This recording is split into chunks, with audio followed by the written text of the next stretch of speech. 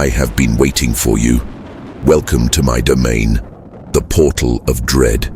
Here, each story is not merely a tale, but a portal I open directly to your worst nightmares. With me, fear is not just told, it is felt in the soul. Turn off the light. Lock the door. Let your own breath guide you through the inevitable labyrinth of madness. If you possess the foolish courage to cross this threshold, subscribe to the channel. And to prove your insolence, type in the comments, "I am not afraid."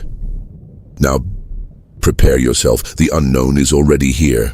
Today's story: The Curse of the Stones brought from Portugal. Cleide's suitcase lay open in the middle of the living room as she began to unpack the Portuguese stones. Each fragment emerged carefully wrapped in tissue paper, like little gifts she'd given herself. 23 pieces from medieval castles, each with a tiny label identifying the location and date of collection. She didn't notice her hands were trembling slightly as she arranged them in the clear glass vase. The first whisper came 3 hours later. Cleide was in the kitchen making tea when she heard voices in the living room. Low conversations, as if people were murmuring behind a closed door. She turned off the stove and walked to the living room, but the sound stopped the exact moment her feet touched the hardwood floor. The vase of stones was precisely where she had left it, but the air around it felt thicker, charged with an electricity that made the hairs on her arms stand on end. Over the next few days, small disturbances began to manifest with a frequency that defied any rational explanation. Objects would move during the night. The pen she left on the coffee table would be on the floor by morning. The remote control migrated from the armchair to the bookshelf. The labels on the stones rearranged themselves as if invisible hands were toying with her meticulous organization. Cleide was a practical woman, a retiree who had spent 42 years in retail, dealing with difficult people and complicated situations. She knew how to distinguish between real problems and baseless paranoia. When the sunroom door was found open for the 5th morning in a row, the same door she religiously locked before bed, she knew something was systematically wrong in her home. The feeling of oppression arrived like a slowly thickening cloud. At first, it was just a tightness in her chest, a causeless anxiety that made her breathing shallow. Then came the paranoia. Cleide began to feel she was constantly being watched, even when she was absolutely certain she was alone. The mirrors in the house became sources of terror because she feared seeing something reflected behind her that shouldn't be there.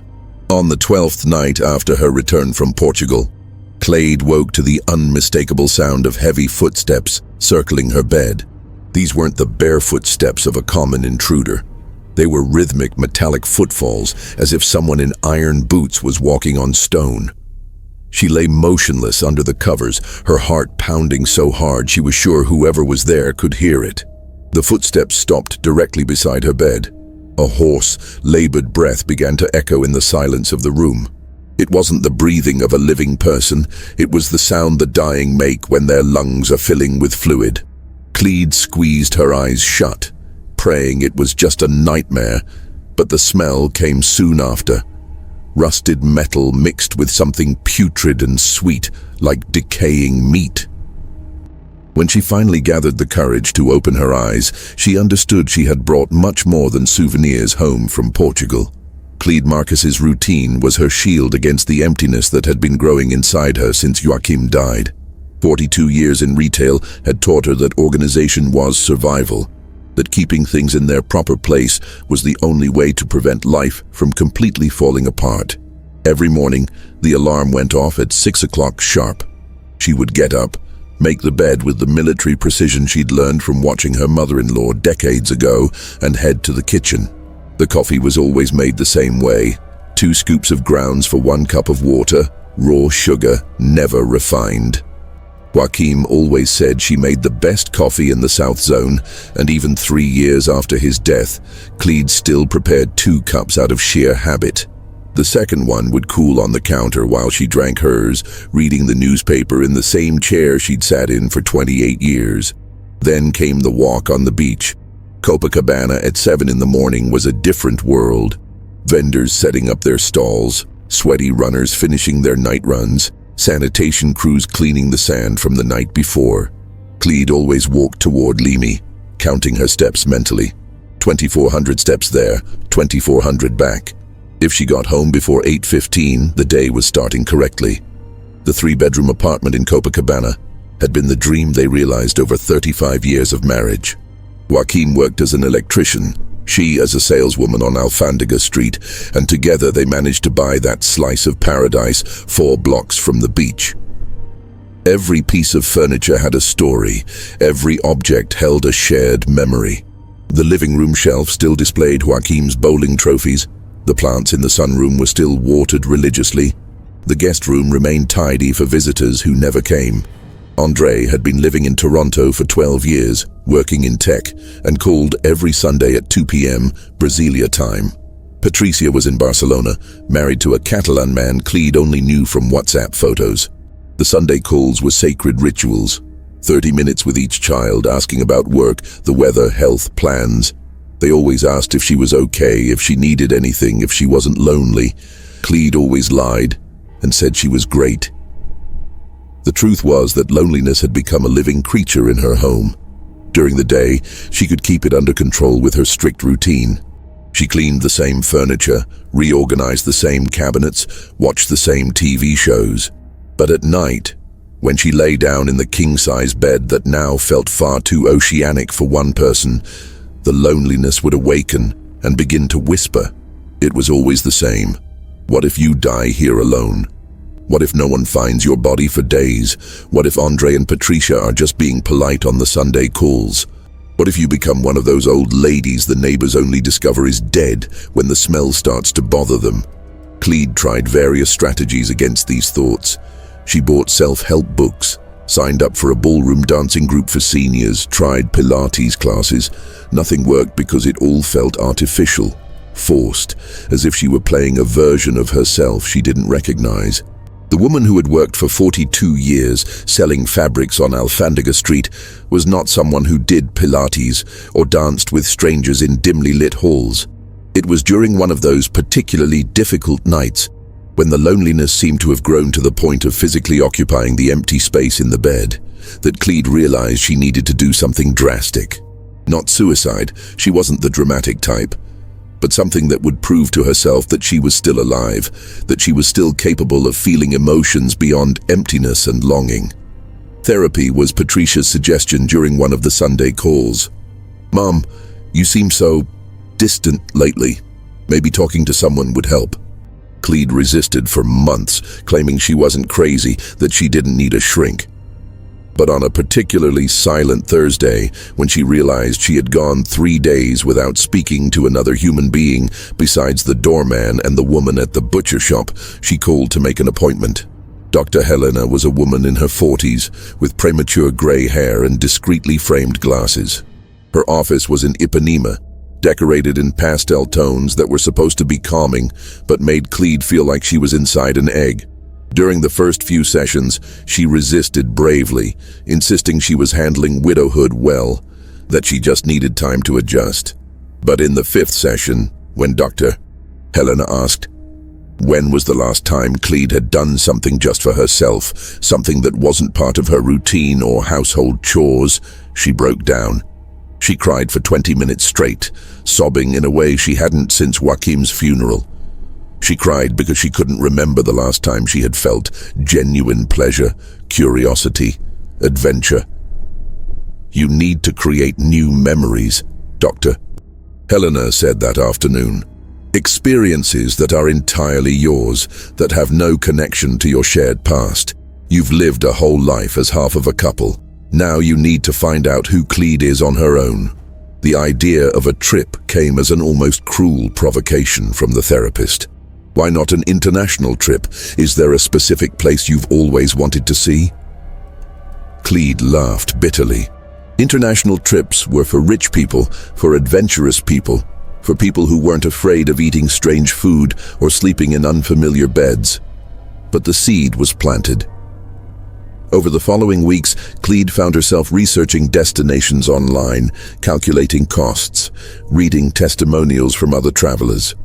Portugal emerged as a natural choice. Same language, similar culture, a time zone that wasn't too different. Medieval castles, historic landscapes, familiar food. It seemed safe enough for a first solo adventure. The final decision came on a particularly grey morning in May, when Cleide woke up and realized she had dreamed of Joachim for the third night in a row. In the dream, he was standing at the bedroom door, wearing the blue shirt she had donated to the church thrift store, and he always said the same thing. "Go live, Cleide. Stop dying along with me." She opened her laptop, still in her pajamas, and bought the ticket to Lisbon before her courage could evaporate. 2 weeks later, she was at Galeão Airport with a small suitcase and a printed 15-day itinerary, trembling with nerves and excitement.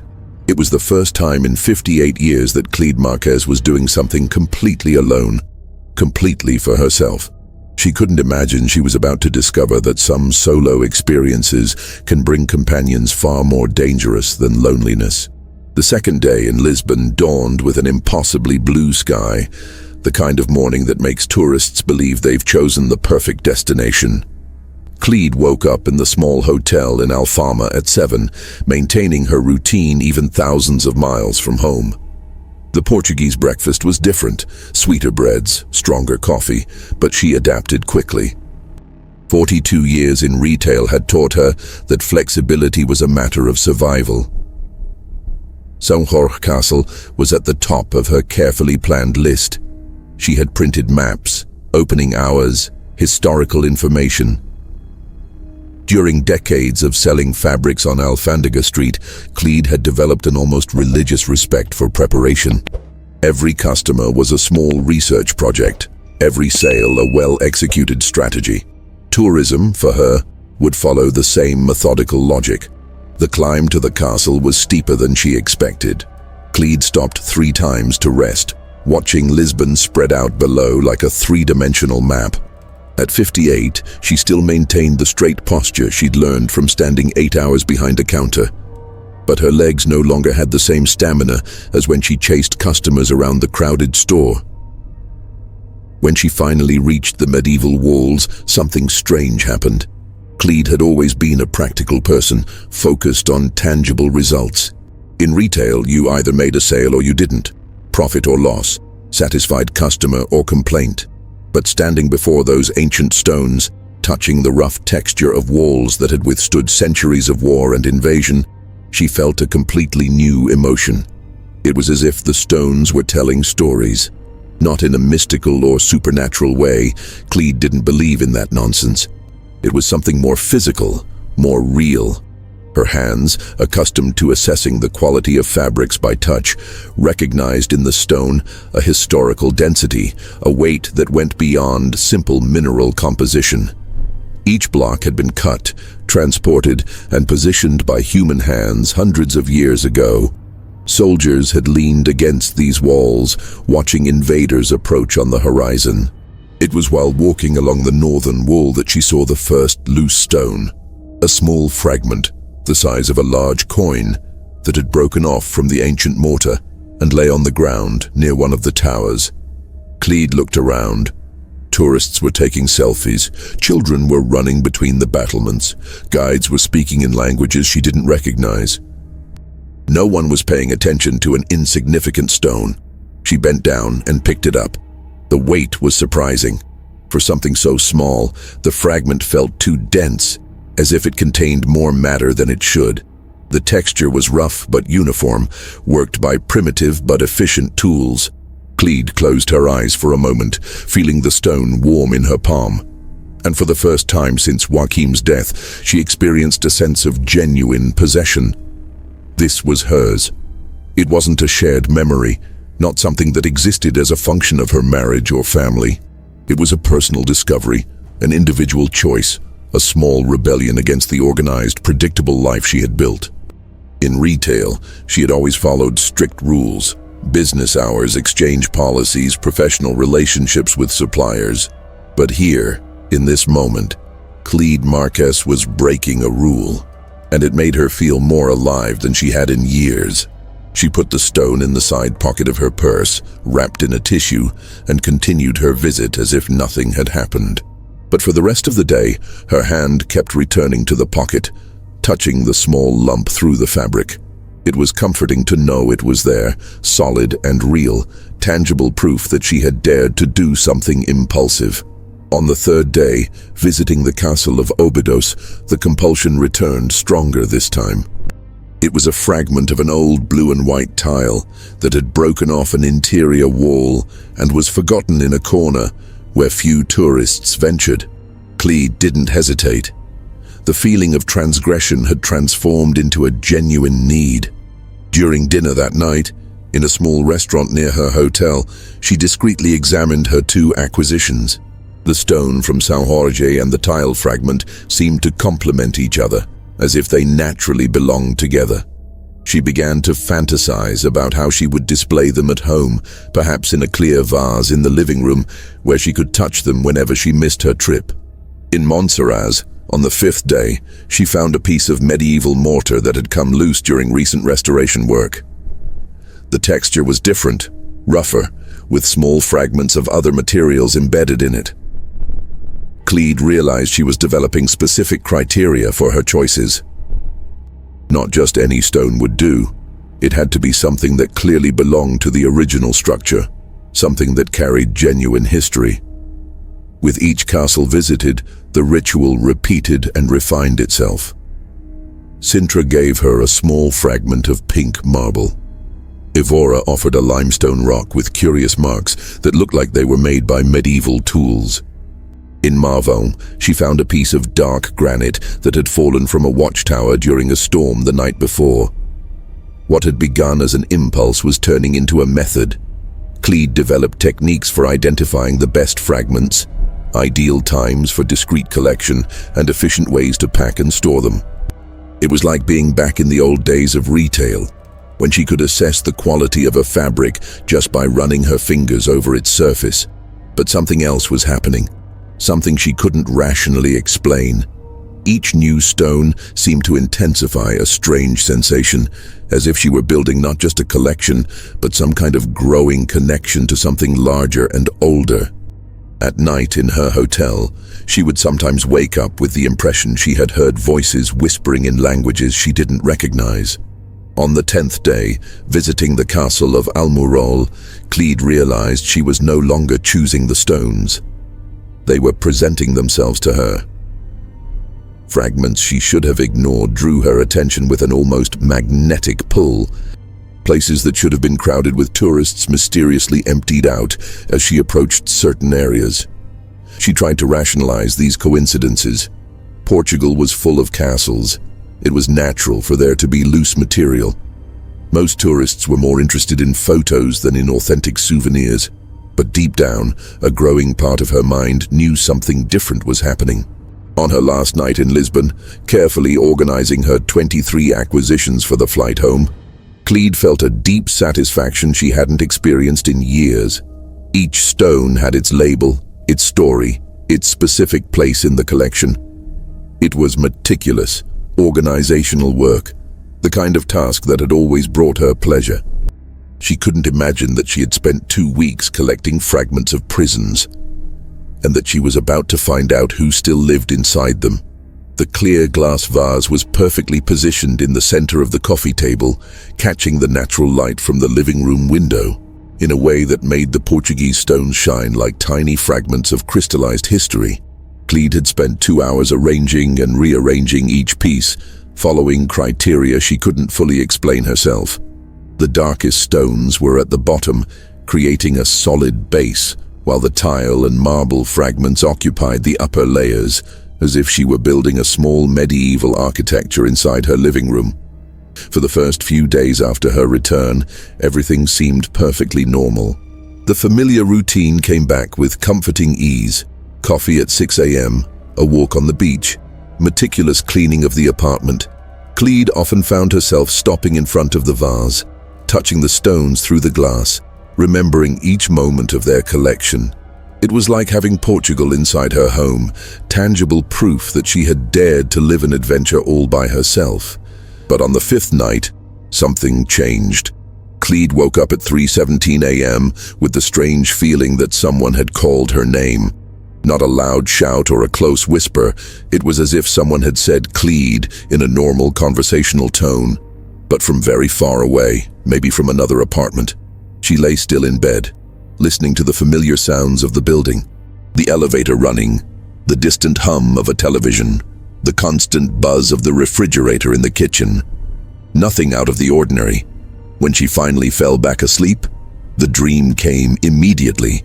She was walking through the narrow corridors of São Jorge Castle, but now the walls stretched on infinitely, creating a maze with no exit. Her footsteps echoed strangely, as if other people were walking alongside her, but always just out of sight. In the dream, she carried all the stones she had collected from Portugal loose in her pockets, and they clinked against each other with every step, producing a metallic sound that grew in intensity until it was deafening. The next morning, Cleide found the first real anomaly. The pen she had left on the coffee table the night before was on the floor, right under the vase of stones. A common blue Bic pen she used for crossword puzzles. Cleide bent down to pick it up, and that's when she noticed the vase had been slightly moved. Just a few inches, but she was absolutely certain of its original position. 42 years of organizing merchandise had given her a precise visual memory for placement. During breakfast, she tried to find logical explanations. Maybe a vibration from the garbage truck. Maybe she had bumped the table herself without realizing it. But a small, persistent anxiety began to settle in her chest. Like the feeling you get when you forget to lock the front door, but aren't sure if you really forgot. The second disturbance happened 3 days later, during her 8 o'clock soap opera. Cleide was watching from her favorite armchair when she distinctly heard the sound of footsteps in the hallway leading to the bedrooms. Slow, deliberate steps, like someone walking without hurry but with a clear purpose. She lowered the TV volume and listened. Complete silence. "Cleide, you're getting paranoid," she muttered to herself, but got up to check anyway. The hallway was empty. All the doors closed exactly as she had left them. But as she passed the guest room, a draft of cold air touched the back of her neck. Not from an air conditioner. The apartment didn't have central air, only individual units that were turned off. It was a specific, damp chill, like the kind you feel when you walk past an old church in winter. It was that night that the whispers truly began. Cleide was in the kitchen preparing her chamomile tea when she heard voices conversing in the living room. She couldn't make out specific words, but it was clearly a conversation between at least 2 people, maybe 3.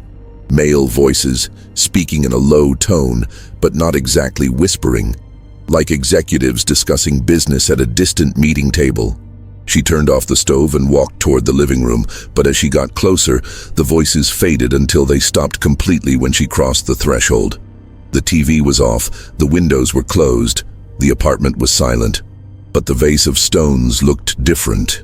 Not moved this time, the stones inside it were rearranged. Cleide was absolutely certain of the arrangement she had made. The blue tile fragment was on the right side, near the glass. Now it was on the left. The dark stone from Marvaux had migrated from the bottom to a middle position. Small, subtle changes, but unmistakable to someone who had spent decades organizing inventory. Over the next week, the disturbances intensified and became regular. Every morning, some object had moved during the night. The remote control migrated from the side table to the bookshelf. The previous day's newspaper appeared folded differently. The plants in the sunroom seemed slightly tilted, as if someone had moved them and put them back approximately. Cleide started mentally marking the exact positions of specific objects before going to bed, testing her own sanity. She wasn't imagining it. Someone or something was systematically altering small details of her home during the night. But the locks remained intact. There were no signs of a break-in, and the doorman confirmed that no one had come up during the night. The feeling of being watched arrived gradually, like a temperature dropping so imperceptibly that you only realize you're cold when you start to shiver. At first it was just sporadic moments, a chill while reading the newspaper, a sudden urge to look over her shoulder while cooking. Then it became more constant, an almost physical presence that followed her from room to room. The mirrors became especially unsettling. Cleide started avoiding looking directly at them, especially at night. Not because she saw anything different reflected, but because she had the growing impression that her reflection was being watched by other eyes, as if there were an invisible audience studying her movements through the glass. It was during the third week that she noticed the most disturbing pattern. The disturbances always happened within a specific radius around the vase of Portuguese stones. Objects near the coffee table were the ones that most frequently changed position. The air in that area of the living room felt thicker, charged with a strange electricity that made the hairs on her arms stand on end when she got close. One morning, Cleide woke up to find all the labels on the stones rearranged. Not just out of order, completely scrambled, as if someone had played a memory game with them for hours. The labels were carefully stuck to the glass of the vase, but now they identified completely different stones. São Jorge Castle was stuck to the fragment she had collected in Óbidos. Monsaraz identified the stone from Sintra. For the first time since returning from Portugal, Cleide felt genuine fear. Not anxiety or paranoia, real, visceral fear, the kind of terror that makes your stomach clench and your hands shake. She was sharing her home with something that had enough intelligence to manipulate small objects, the patience to do it systematically, and detailed knowledge of her routines and preferences. And for the first time, she began to suspect that her Portuguese stones were not just innocent souvenirs from an unforgettable trip. The first full apparition happened on a Friday at exactly 3:47 a.m. Cleide had developed the unsettling habit of waking up at the same time every night, as if something was summoning her to witness the nocturnal events. This time, when she opened her eyes, he was standing at the foot of her bed. A young man, maybe 25, wearing clothes that looked like they were from the 18th century. Not transparent or ethereal like ghosts in movies. Solid, real, detailed to the point that she could see the coarse texture of his shirt fabric and the rope burns on his wrists. His eyes had the empty expression of someone who had lost all hope long before dying. He watched her with genuine curiosity, tilting his head slightly like someone studying an unknown animal. Cleide couldn't scream. The terror was so intense that her throat simply closed up, producing only a choked gasp. The man seemed to register her reaction and surprisingly took a step back, as if trying to reassure her. He pointed toward the living room and then to himself, repeating the gesture several times. He was trying to communicate something specific. When Cleide finally managed to blink, he was gone. But she knew with absolute certainty that it hadn't been a hallucination or a dream. The smell lingered, a mixture of damp stone, rusted metal, and something indefinable that resembled crystallized human despair. The second apparition occurred 3 nights later, this time in the living room itself. Cleide was trying to watch television, forcing herself to maintain some semblance of normalcy, when she noticed a woman sitting in the armchair next to hers. A middle-aged woman with grey hair pulled back severely, wearing a dark dress that could have been from the 17th century. Her hands were neatly folded in her lap, but Cleide could see deep marks on her wrists where shackles had left permanent scars. Unlike the young man, this woman radiated a more aggressive energy. Her eyes showed no curiosity, but a cold, calculating anger. She stared intently at the vase of stones, and Cleide could see her lips moving in silent murmurs, as if she were performing some kind of incantation or curse. The temperature in the room dropped 15 degrees in a matter of seconds.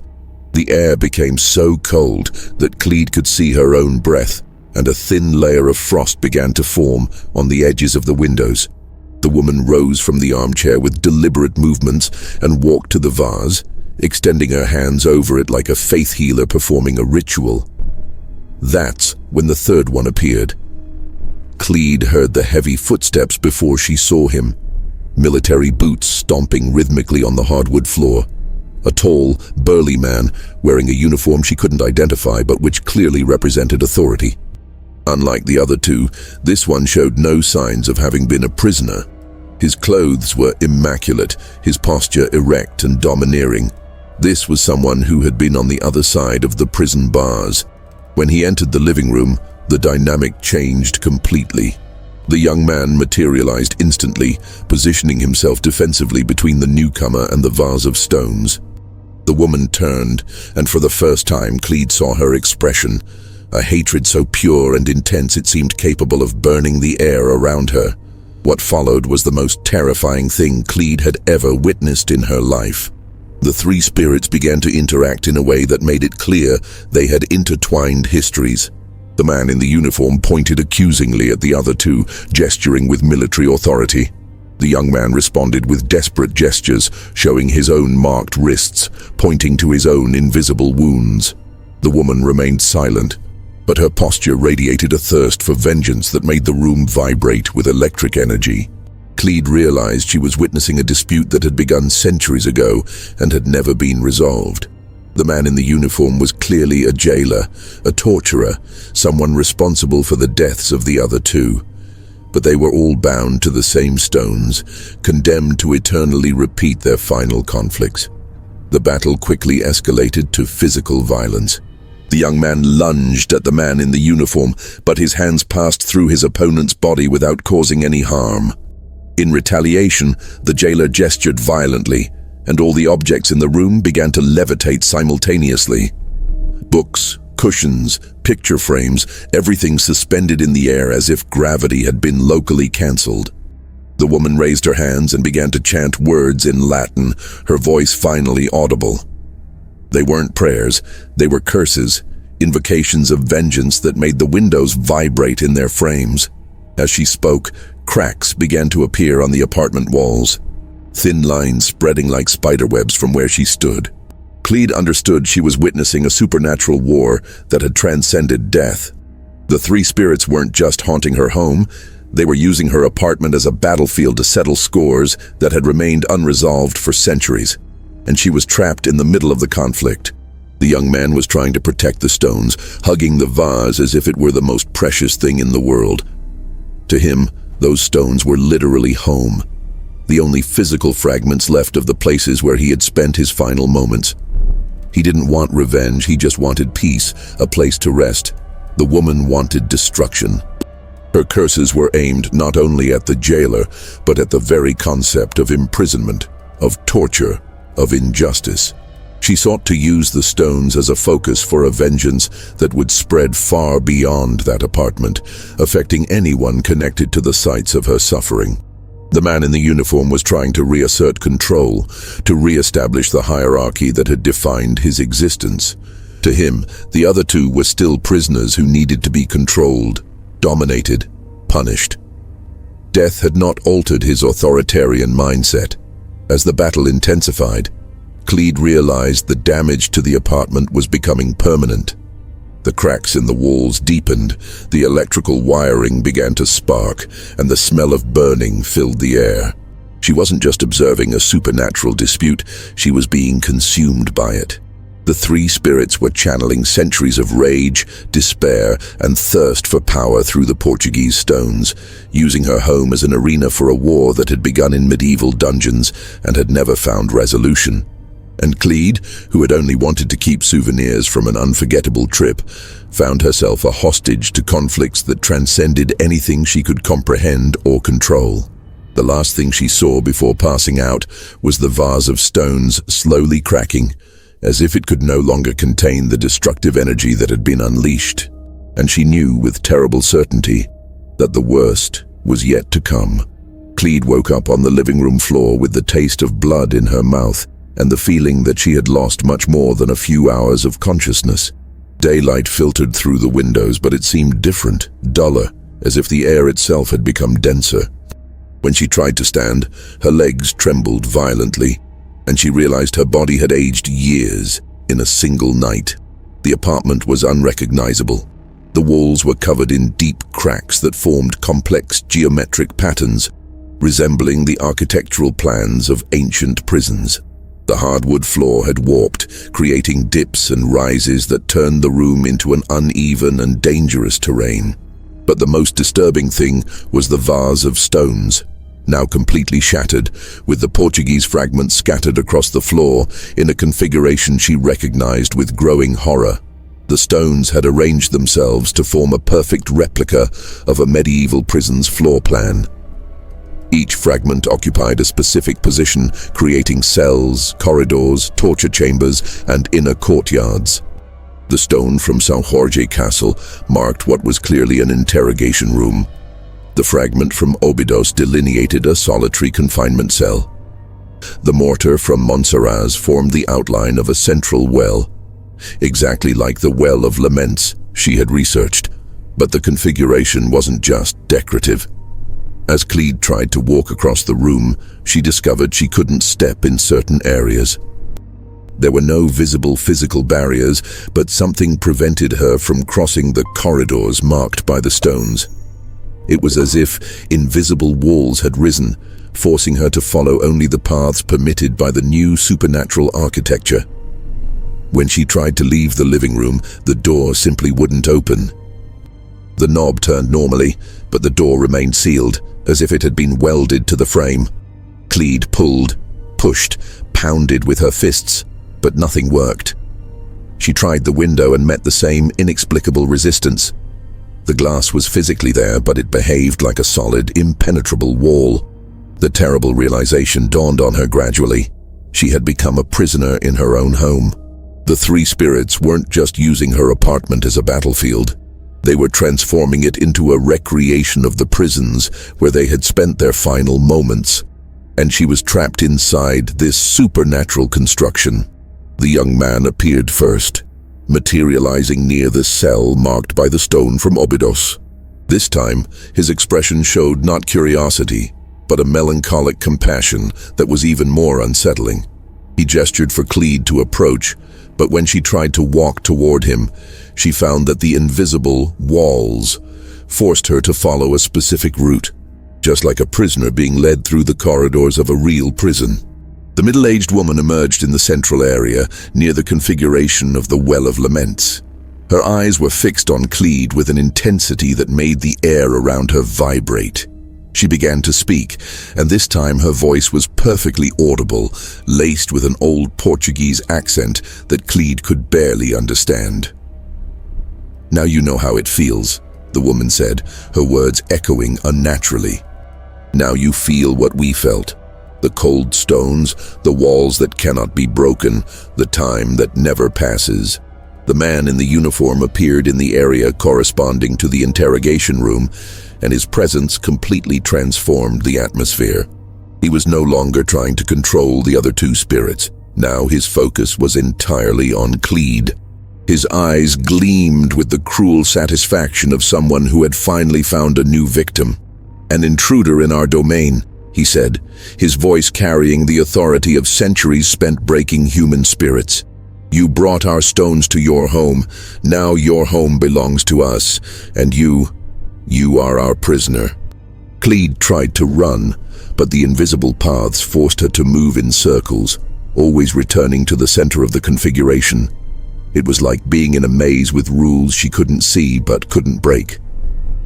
Every attempt to escape only led her deeper into the geometry of the supernatural prison. Hunger arrived on the second day. Cleide had tried to reach the kitchen countless times, but the invisible walls blocked every path. She could see the refrigerator through the open doorway, but she couldn't reach it. Thirst came next, torturing her with the sight of faucets that remained eternally out of reach. The three spirits took turns on watch, observing her with scientific interest. The young man showed genuine compassion, sometimes trying to communicate survival strategies through gestures. The woman oscillated between pity and a grim satisfaction at finally having someone to share her suffering with. The jailer displayed pure, sadistic pleasure, as if reliving his glory days. During the third night, Cleide understood that she was experiencing exactly what the three had endured centuries ago. The slow physical degradation of hunger and thirst. The growing claustrophobia of spaces that became progressively smaller. The hopelessness that gradually eroded her sanity. the feeling that time had stopped, that each moment stretched on eternally with no possibility of relief. But the worst part was the loneliness. Even with the three spirits constantly present, Cleide was fundamentally isolated. They belonged to a different world, operated under rules she didn't understand, spoke of experiences that transcended her ability to comprehend. She was alone in a way she had never imagined possible.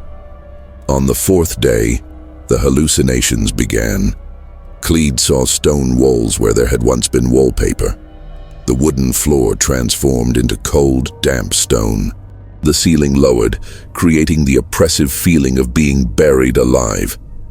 Sometimes she heard sounds from outside, voices on the street, cars passing, normal life continuing.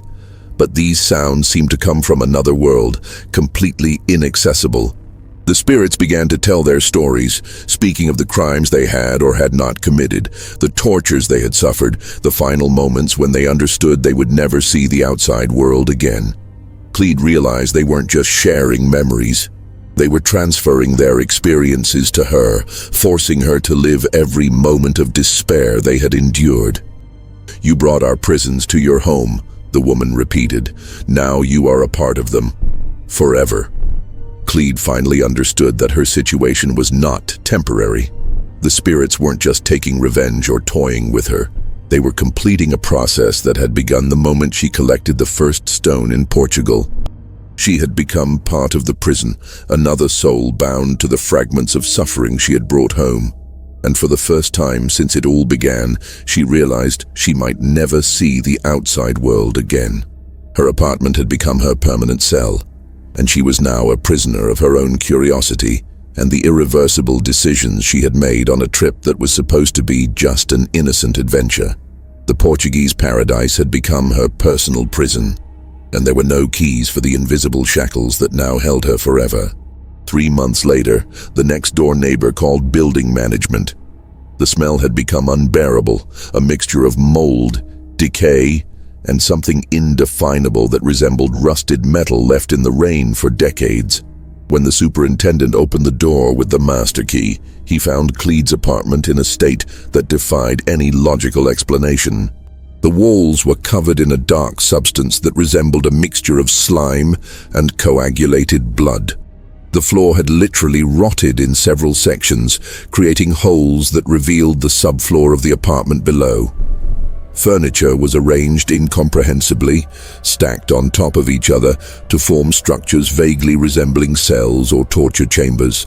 And in the center of the living room, where the coffee table used to be, was a perfectly organized pile of small stones, each positioned with mathematical precision. Cleide was never found. Her clothes were scattered around the apartment, but her body had simply vanished. The police classified the case as a voluntary disappearance, assuming she had abandoned the apartment in a state of mental distress. Investigators documented the bizarre conditions of the unit, but no official explanation was ever offered for the accelerated state of decay that seemed to have consumed the place. What they didn't document were the reports from the cleaning crews hired to restore the apartment. 3 different teams refused to complete the job, all reporting the same experience. The constant feeling of being watched, extreme temperature shifts, and the disturbing discovery that the stones would rearrange themselves during the night, no matter how many times they were removed. The 4th crew, 2 men who specialized in trauma cleanup, managed to remove the stones. They put them in industrial plastic bags and disposed of them in a landfill on the outskirts of the city. The apartment was completely renovated, repainted, and put on the rental market 6 months later. The first tenant lasted 2 weeks. Sandra Mendez, a 28-year-old nurse, moved in enthusiastically to what she considered an apartment with a great location and a surprisingly low price. On the 3rd night, she called the real estate agency reporting severe structural problems, cracks appearing on the walls overnight, extreme temperature fluctuations, and construction sounds coming from inside the walls themselves. When the agency sent a technician to inspect, he found Sandra sitting on the living room floor, surrounded by small stones she swore she had never seen before. "They were here when I woke up," she repeated, arranged exactly as if someone had built something during the night. The stones were identical to the ones that had been removed months earlier. Sandra moved out the same day, refusing to spend another night there. She never spoke publicly about her experience, but developed a severe phobia of any kind of natural stone. Her friends noticed she avoided parks, beaches, and even cobblestone streets. When asked, she would only say that some things shouldn't be touched. The second tenant was Marcos Antonio, a 42-year-old physics professor who heard the rumors about the apartment and decided to investigate out of scientific curiosity. He installed security cameras, digital thermometers, and electromagnetic detection equipment, determined to document any paranormal phenomena. The recordings he obtained were never shown publicly, but Marcos described them to a few colleagues before abruptly abandoning the apartment after just 9 days. According to his accounts, the cameras captured human figures materializing near small stones that appeared spontaneously in the apartment, always during the early hours of the morning. More disturbingly, the figures seemed to be recruiting or collecting something from the environment, an energy and essence that left the place progressively colder and more hostile to life. Marcos developed a theory he called temporal contamination. According to his hypothesis, certain objects could carry psychic imprints so intense that they became capable of reproducing those imprints in new environments. The stones weren't just stones, they were physical fragments saturated with centuries of human suffering, capable of recreating the emotional and even physical conditions of their places of origin. Imagine, he explained to a colleague, that you could compress all the pain, despair, and terror of a medieval prison into small fragments of matter. These fragments would become like psychic viruses, infecting any environment where they were introduced, and gradually transforming it into a replica of the original conditions. Marcos never published his research. He moved to another city 3 months later and completely changed his field of study to pure mathematics, refusing to discuss anything related to paranormal phenomena. The apartment remained empty for 2 years. During that time, other tenants in the building began to report strange problems. The apartment directly below developed impossible leaks. Water dripped from the ceiling even during dry spells, and the water always had a reddish tint and a metallic smell. The apartment next door had recurring issues with its electrical wiring, with electronic devices failing spontaneously, always during the early morning hours. More disturbingly, residents of neighboring apartments began to find small stones in their own homes. Always stones they didn't recognize, always appearing overnight, always positioned in a way that suggested intentional organization. Some residents tried to throw the stones away, but they invariably reappeared. The most frightening discovery came when the building management decided to investigate the residents' complaints. They found evidence that the stones were literally spreading through the building's structural system. Small fragments were discovered inside pipes, between walls, even in the concrete of the foundation, as if they were migrating through the very substance of the building. A geologist consulted by the management made an observation that was never included in the official report. The stones found in the building were geologically identical to specific rock formations in Portugal, particularly from regions known for their medieval fortifications. But this was impossible because stones could not reproduce or migrate on their own. The building was eventually sold to a demolition company. During the demolition process, workers reported disturbing findings: entire rooms filled with small stones arranged in complex geometric patterns, as if someone had spent years building detailed models of ancient prisons.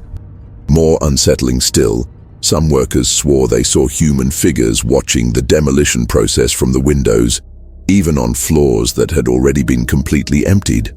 The stones were all collected and sent to the same landfill where Cleide's original stones had been discarded. But 3 months later, residents of neighborhoods near the landfill began to report similar findings in their own homes. Small stones appearing during the night, always organized, always suggesting some kind of architectural purpose. The case was never officially solved. Cleide remains missing, classified as an at-risk person who voluntarily abandoned her residence. But her story has become a whispered warning among tour guides in Portugal.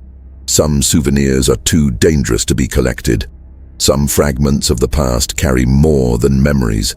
They carry the ability to transform the present into an eternal repetition of the horrors they witnessed.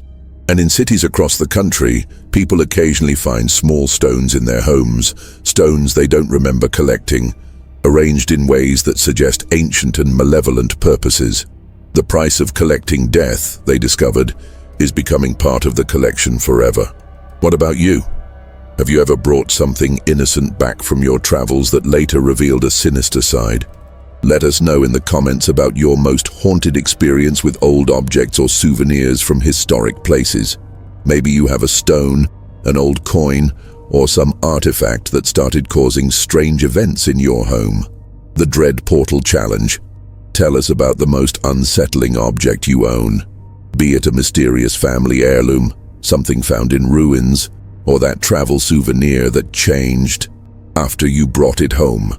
Warning: if you recognize your own story in any element of this narrative, or if you own objects similar to Cleide's Portuguese stones, share your experience with us. The Dread Portal is investigating real cases of temporal contamination through historical objects. Hit the bell so you don't miss our next case. The woman who bought a haunted house by accident. Find out how a real estate mistake turned into a nightmare that spanned 3 generations. Subscribe if you have the courage to dive deeper into the mysteries that surround seemingly innocent objects that carry terrifying histories. And remember, not every memory should be brought home. Some things are in the past for a reason, and they want to stay there forever.